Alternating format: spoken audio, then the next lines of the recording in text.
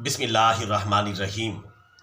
ابن ماجہ کی حدیث شریف نمبر 4105 کے مطابق پیارے رسول اللہ صلی اللہ علیہ وسلم نے ارشاد فرمایا، جس آدمی کا مقصد دنیا حاصل کرنا ہو اللہ تعالیٰ اس کے کام بکھیر دیتا ہے اور محتاجی کو اس کی آنکھوں کے سامنے کر دیتا ہے، اور اسے دنیا سے صرف اتنا ہی ملتا ہے جتنا اس کے مقدر میں لکھا جا چکا ہوتا ہے۔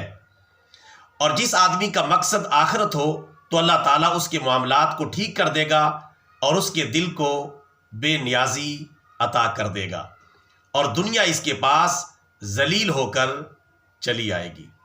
لہٰذا دنیا کو اپنا مقصد بنانے کی بجائے آخرت کو اپنا مقصد بنائیں، تاکہ دنیا بھی کامیابی کے ساتھ مل جائے اور آخرت بھی کامیابی کے ساتھ مل جائے۔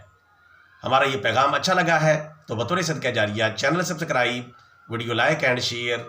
جزاک اللہ خیرا۔